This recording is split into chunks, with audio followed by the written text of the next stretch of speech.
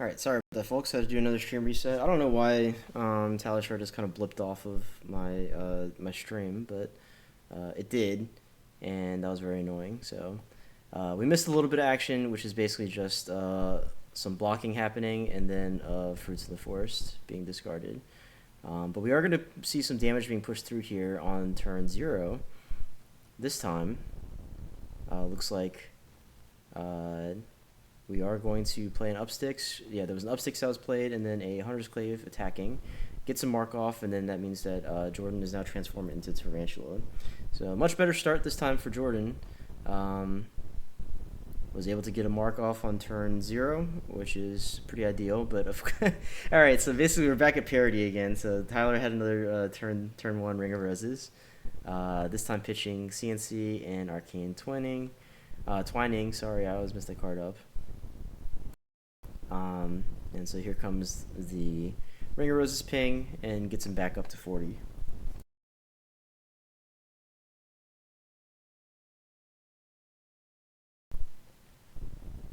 Alright, so Arsenal card here. So the difference this time is that Jordan didn't have an Arsenal going into this this turn, but he does get to play a Savor Bloodshed and swing a Hunter's Clave. And Tyler, of course, is marked right now. We're going to see a Tarantula trigger come down here. And so Tarantula, of course, discard a card to give your dagger +3, and then whenever you hit somebody with a dagger on this turn, they lose a life. So he is going to hit him. It's going to do a total of 9 damage. Tyler's sitting on a 5-card hand. And here comes another Hunter's Clave. Most likely what we're going to see is a flick on the other one that was used here, just to get the extra damage in. And Tyler going to go ahead and commit 1 card here, blocking the Hunter's Clave. No flick, actually, so he's just going to hold on to the daggers this time. Codex of Frailty now coming out to get a Ponder, give Tyler a Frailty, and send a Leave No Witnesses now over his way. And we are going to see a 2-card block, cover up the Leave No Witnesses. No defense reaction here. Defense reaction, of course, very nice. Yes, there was another ring in play. And now we're going to get a Cadaver's Tilling. It's going to get decomposed. And because it was played from Arsenal and there's a Frailty, it's just going to be 7. So 7's still pretty good. Still a break point.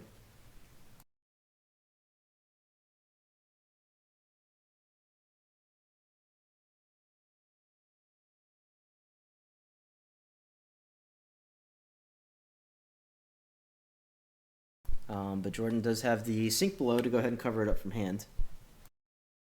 But first decomposes on board here for Tyler. He did not opt to decompose 3 Earth cards. I think he has plenty of Earth cards in his banish, or sorry, in his graveyard. So maybe potentially he might want to consider to just do a 3rd Earth card instead, so that way he can turn himself, or he can turn this portion of Verdance on if he gets hit by some banish from hand effect. Here comes the Hunter's Clave with a Upsticks attached to it.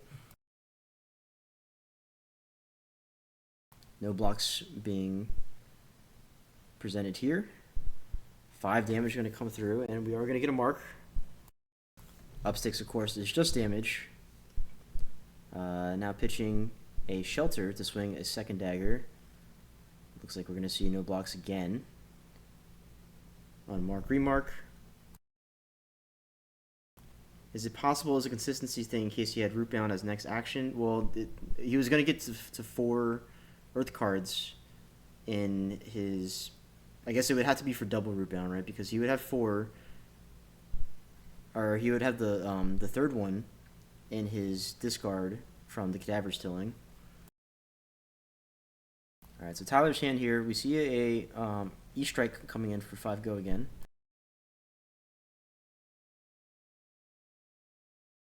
Now he did opt to do this, or he did opt to keep this hand. So yeah, so he's sending a total of 11 damage here. E-Strike for 5, and then Burn Bear coming in for 6. plus the 1 life gain, so a net gain of 12. On right hand, I guess. Does give him the life lead. Pain in the backside now coming in. Going to see a block with an Emeritus Scolding. Tyler has not been able to hold on to an arsenal yet this turn. Here comes the Flick Knives. Orb Weaver is the transform here for Jordan. So Orb Weaver is able to equip a Graphene Chelicera for you. And now a Shelter is discarded to prevent the Flick Knives.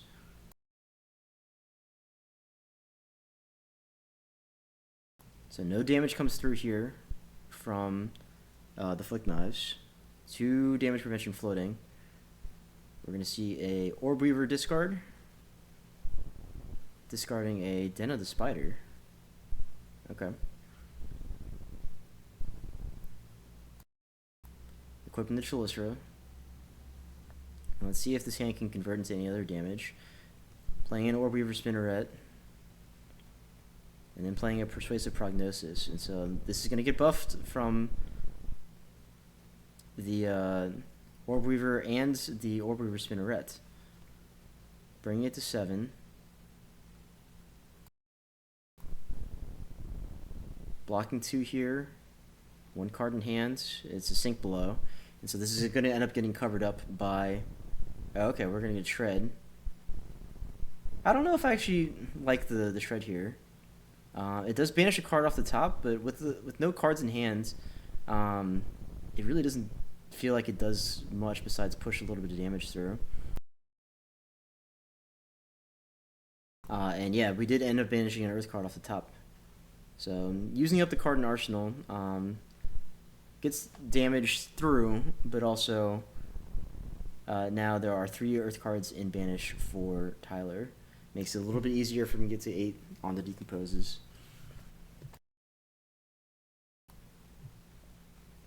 Hunter's Clay swings for 1. Remarks. Now we're going to play a Savor Bloodshed and swing with the Chelicera, which is going to have go again. Having to pitch another D-React here. So very D-React heavy for Jordan into this matchup. Might cause a little bit of clunk later, but we're coming in for 6. Will we see a block from Tyler? This is 6, threatening draw card. The draw can potentially happen anyway from a Flick Knives with the other Hunter's Clave, and so we're just going to see a block for 3. Here comes the Sink Below.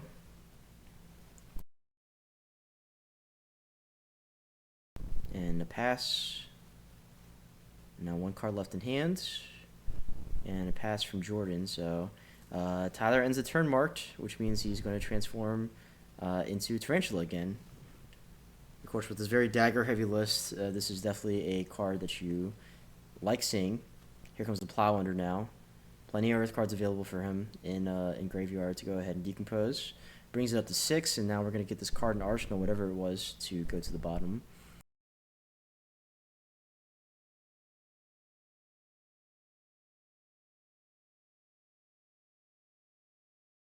And a Sink Below coming right back from Jordan.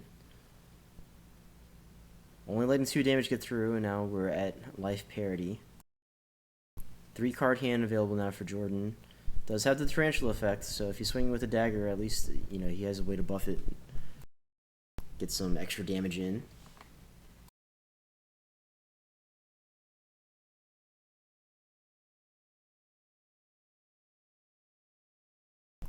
Alright, swinging with the Chelicera first. Does that go again? Because Verdance is marked.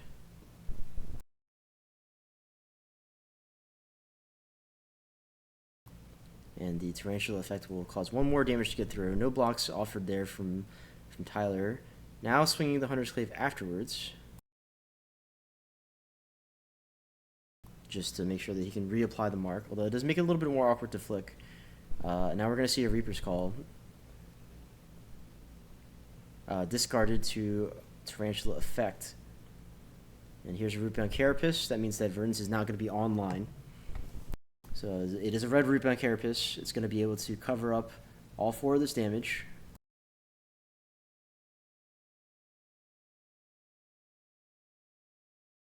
And just a pass here from Jordan. And now there's a Mark of the Black Widow coming in as the last attack. Now he does have the ability to go ahead and flick the Hunter's Clave.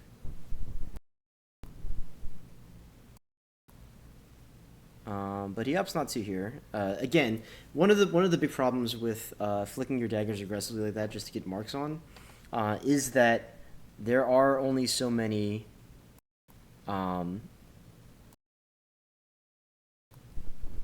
there's only so many ways to get your daggers back, and so if you throw your dagger too early, there's a good chance that you may not ever get it back. And of course, the Hunter's Clave is your bread and butter way to get marks onto your opponent. So you don't necessarily want to go down to 0 Hunter's Claves and then not have a way to retrieve it. And based on what we've seen from Jordan's deck already, we've already seen 2 upsticks. I don't know how many he's running. I could look at it right now, but that would be kind of disruptive. But that means that the ways for him to get daggers back, or a Hunter's Clave back specifically, is pretty slim. And so on Tyler's turn, we just see a discard of Fruits of the Forest. It does send 1 arcane damage ping, which causes Jordan to AB1. That does strip a card out of hand, and now Tyler has an arsenal set up. Life is back to even, 23-23. We're swinging with the Chelicera first. So this probably sends a signal that there is a card available to mark, whether it's flicking with the last dagger or it's playing another like Reaper's Call or something like that. We see a block with the Arcane Twining. And here comes the Tarantula Toxin. So we're going to get the +3 and the Shred effect. This is just pushing damage in. And I think that's the only thing that's going to happen here. So without a way to mark the opponent, we don't really see, too much else happening since this is not going to have go again. And we see a mental block discarded now for Tyler. So I'm going to cover up 2 of the damage and get a Ponder. So pretty efficient block here. A little bit of damage got through him, but it was kind of a 2-card 4.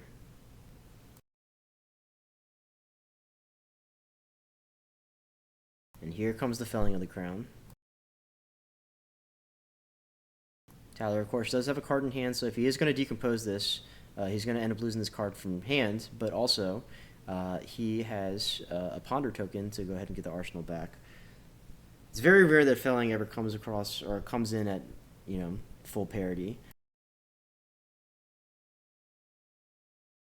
So card sent to the bottom for both players. But Jordan chooses not to block this time, so it does go down to 15.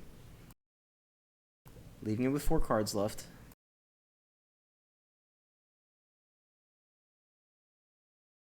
Full Armor Suite still available for Tyler. Here comes a Kiss of Death. This would be 100% a reason to go ahead and save some of the cards in your hands. Kiss of Death, of course. Stealth attack. When it hits a hero, they lose a life. And it does count as a dagger attack as well, too. So you're able to use cards like Scar Tissue, etc. So no blocks here. Surely we're going to see some reactions come out. Alright, we're going to see a Snapdragon Scalers to give it go again.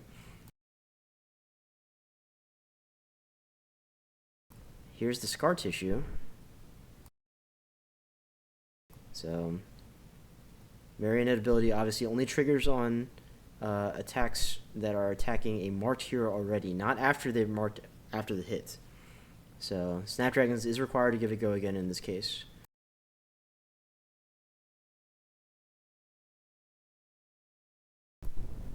And it looks like we're trying to decide if any reactions are required here.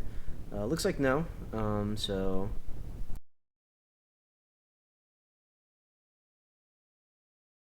We're going to get some extra damage coming in from the Kiss of Death. And now there's a second Kiss of Death coming in for 4. No blocks here from Tyler. Here comes a Flick Knives on the previous Kiss of Death on the chain. So 2 damage is going to come in, and then also, because it was buffed with the Scar Tissue, it's going to remark Tyler.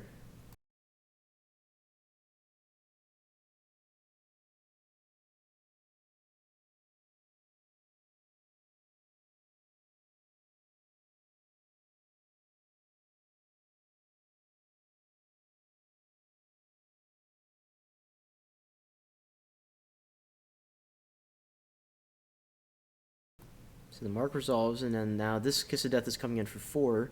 On hit, it's going to deal 1 more damage, which will put Tyler down to 7. So I think he's, determining whether or not he's going to do-react here, and here comes the Sink Below. 1 card in Arsenal still for Jordan, so it is possible for him to push some damage through here.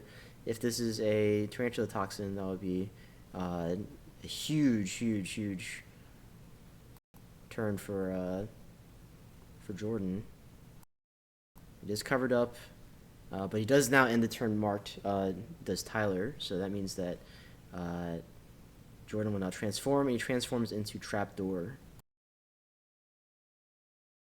So usually Trapdoor is not the one that you want to, or there's a lot of situations, I guess, where you don't want to transform into Trapdoor, but in this case, this is probably a pretty good time to. You are kind of pushing some tempo right now, and it's possible that the Verdance is going to send a bunch of damage at you, so you want to try to prevent it if you can. So here comes a Pulsing Aether Life, rather. It's going to send 1 gain a life, which is sending a ping at Jordan, and then it's going to be 4 arcane damage after that, plus the Ring of Roses, which is going to gain a life and also send arcane damage.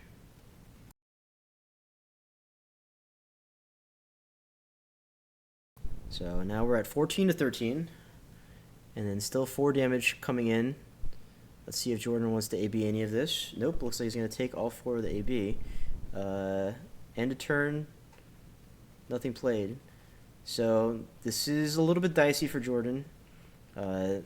Granted, Assassin does have these Widowback equipments to help prevent the Stormstriders, if that's going to be what is going to kill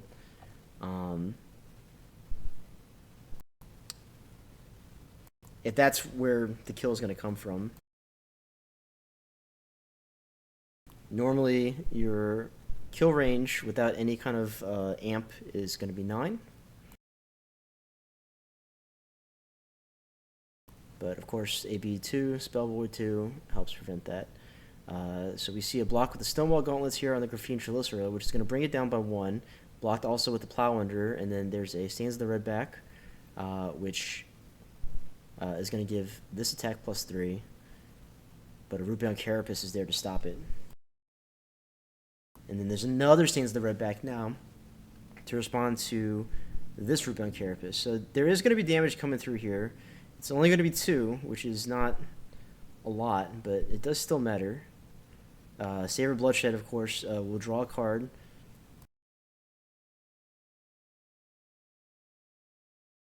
But we're not sure if it actually was of consequence, and so pitching to take up the Mantle now. Swinging with the Hunter's Clave, which... Oh, right, because the combat chain is still open, all the attacks get -1, so if Jordan wants to attack with this Hunter's Clave, he needs to go ahead and close the chain first, so that way the Stonewall Gauntlet effect goes away. I think he's trying to figure that out right now, why it's attacking for 0.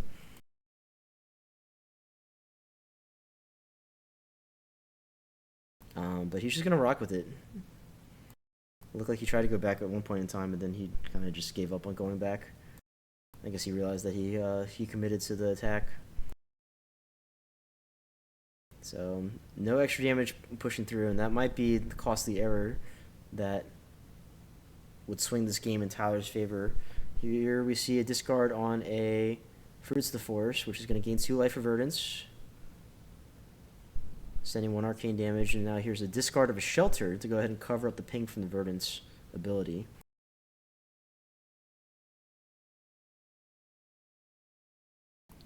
Now here comes a Burn Bear. 1 damage is going to be able to be prevented here. We see AB2. Shelter eats 1 of it, and then it's going to eat the ping from the Ring of Roses as well too.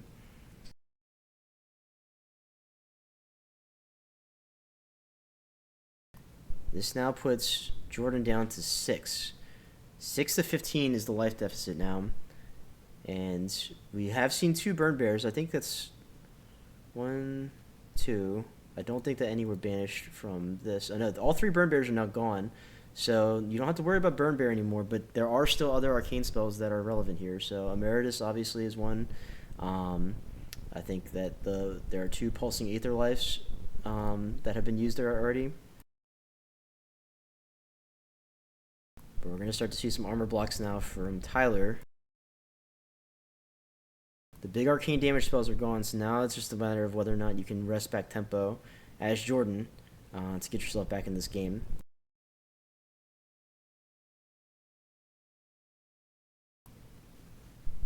Also want to take a look at the card deficit here too. So Tyler down to 25 cards, whereas Jordan is at 35.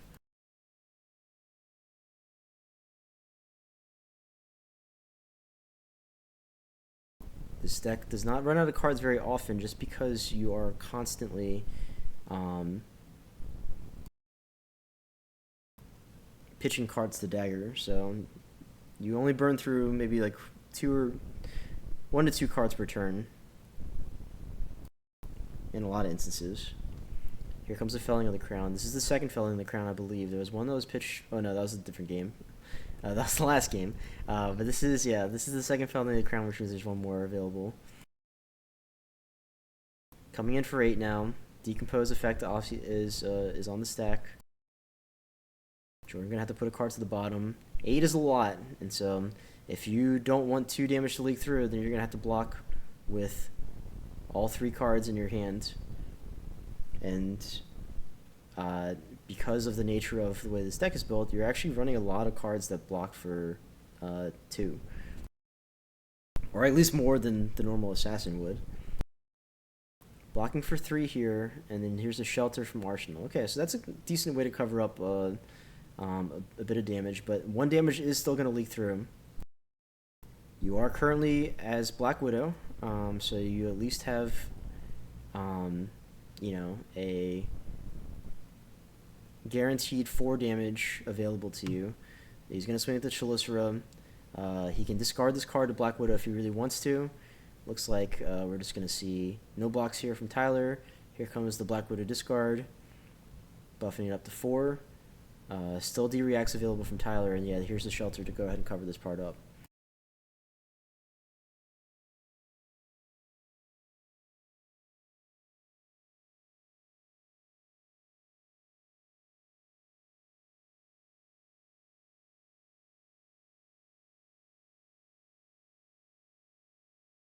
Don't know if we've seen any rampant growths yet from Tyler at this point. I think he hasn't played any. I don't know if we've seen any pitch. I don't know if they've just been expertly masked with these Felling of the Crowns and E-Strikes, but here comes an E-Strike coming in for 5. And a Shelter coming out to block it this time. Shelter from hand. Still lets 1 damage get through. And now Cadaverous Tilling coming in for 8. Little bit by little bit is how this Verdance deck functions.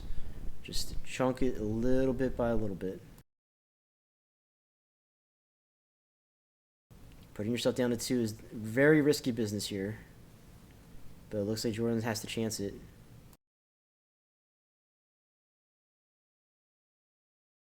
(14-2) now. Jordan most likely just going to have to go to Arsenal, but instead he chooses to go ahead and attack with the Hunter's Clave. Here comes the Storm Striders. Only 1 resource available. Pulsing Aether Life.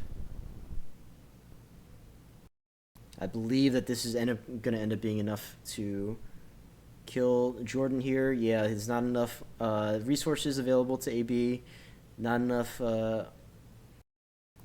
spell void to cover up all the damage, and then survive also the waning moon and the subsequent pings afterwards. So Tyler's going to go ahead and take this one. Congratulations to Tyler. He will advance now to the finals on Verdance.